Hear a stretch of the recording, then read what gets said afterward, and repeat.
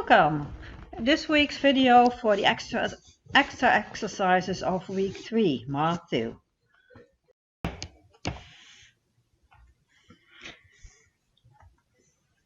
Okay, week 3, exercise 8. We have 3 points, A being 3, 4, B being -1, 2, and C being 2, 6.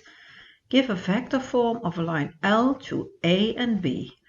Okay, a vector form means that we have to give it's something in a shape like x, y being some starting point plus lambda times a direction vector. Okay, we have a line to A and B, so I can choose either A or B as a starting point. So let's do A. And then we have to find the direction vector, and the way we're learning to do that is by taking the movement to go from E to B. So if we are in E, x is 3, and I'm going to -1, that means I have to go 4 to the left. And if I am in A with the I value 4, and I have to go to B with the Y value 2, I have to go down 2. So this would be a nice representation. And to simplify it a little bit, we could use lambda being 2, 1. I've divided now the direction vector with -2, 1, which is giving us the vector form as the first one. Okay, question B. Give another vector form of line L, and you're not allowed to use vectors already used. Yeah, I don't know whether they accept that lambda 2, 1 is a different vector, but let's just make another one going from B to A. So we have xy, and let's use the same starting point, 3, 4, and now we go from B to A. So plus lambda times from B to A, so -1 going to 3, so that would be +4, and from B going to A, that would be +2. And you see, again, they're all identical. So no matter how you make the calculation, you will always get a representation which is a multiply, it's a factor times one of the other ones. In a later lesson we'll learn that these all vectors are all dependent. Okay, question C. Give a vector form of the line M to point C and parallel to L. Okay, xy. To point C, so choose as a starting point 2, 6, and parallel to L. So we can choose any of these direction vectors. Let's choose the simplest one, 2, 1.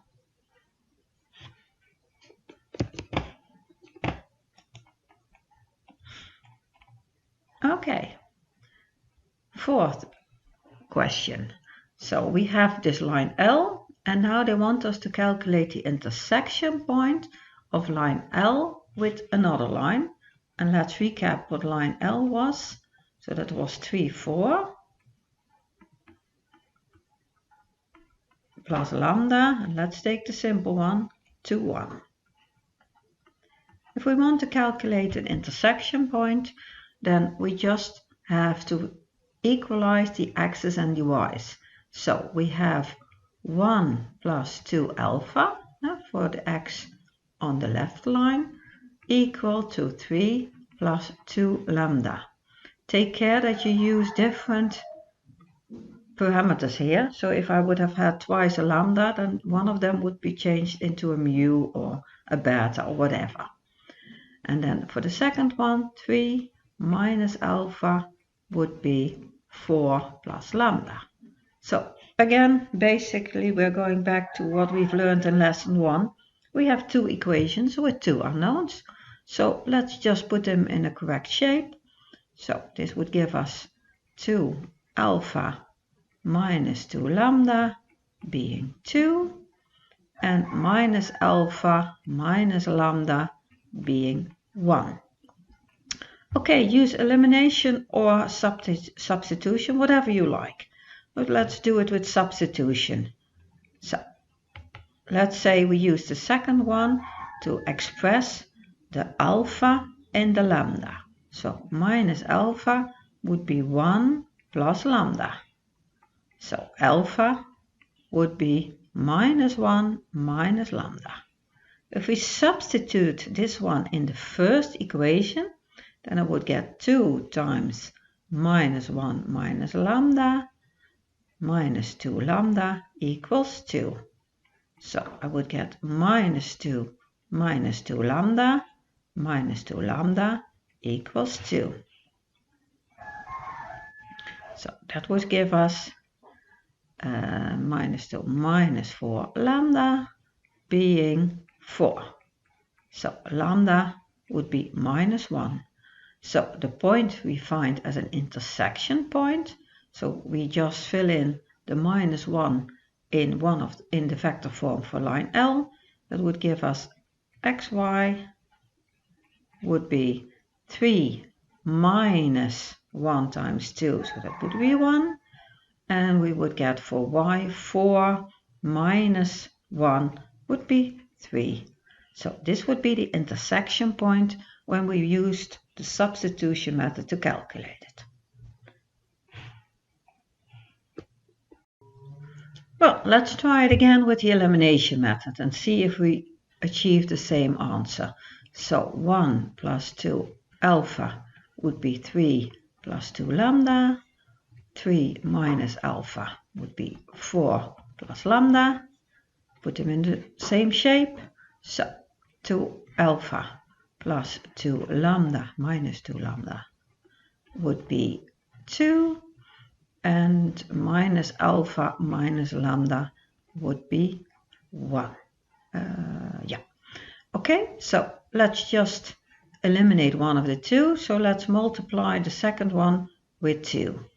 And then we would get 2 alpha minus 2 lambda being 2. And minus 2 alpha minus 2 lambda being 2. Okay, now we have the alpha in a shape, so we can eliminate them. So if we add the 2, then 0 minus 4 lambda would be 4. So lambda would be minus 1. And again, we have exactly the same answer. So the intersection point would be 3 minus 2 would be 1, and 4 minus 1 would be 3. Okay, then there's only one question left. Calculate the intersection point with the line L and the line with equation 2x plus 4y equals 1. So now we have an equation 2x plus 4y equals 1, and I could use the values of x and y of line L and substitute them in the given equation to calculate the intersection point. So 2 times x, and x is 3 plus 2 lambda, plus 4 times y, which is 4 plus lambda, equals 1. And again, I have one equation with one unknown. So 6 plus 4 lambda plus 16 plus 4 lambda equals 1. So let's put the lambdas to the left and the numbers to the right. So that means 8 lambda would be 16 plus 6 is 22. And shifted to the right, that would be minus 21. So lambda would be minus 21 divided by 8. And again, you can just fill it into the vector form of L to calculate the intersection point. Okay, for the languages exercise in week 3, we are given an alphabet of 3 symbols, and they ask us to draw a graph for the language corresponding with the regular expression R, where R is A star or B or C star. Okay, so apparently I have 2 options. I have an option where I can just take as many A's as I like. So I have an initial state, and whenever I get an A, I'll just continue, and it's also allowed to finish here. So I can have 1 A, 2 A's, 3 A's, but also no A's. And there's a second option, or I could take B or C's as often as I like. So another initial state, and then I can take B or C's as often as I like. So B or C's as often as I like. And again, it's allowed to finish. So this total package is the corresponding graph of the language L. If we look at the set notation, okay, so that's A star. And then remember, in the set notation, we make a union instead of an or. And that is B or C. Inside the choice, it is a comma, star. Okay, for option B, section B, draw a graph for the language with set notation A star followed with B or C star. So that's a different situation. So we start at S0, and then I can take A's as often as I like. So A's as often as I like. And if I want, I can also continue to another state with B's or C's. That's not good. And let's call this other state S1. So I can go there with either a B or a C. And then you see I can choose as many B's and C's as I like when I'm in this state. Well, when can I finish the word? Well, I could finish immediately.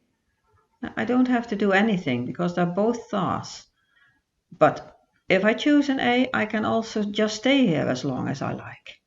I can go on to S1, and again, if I'm here, I can stay here as long as I like and finish whenever I want.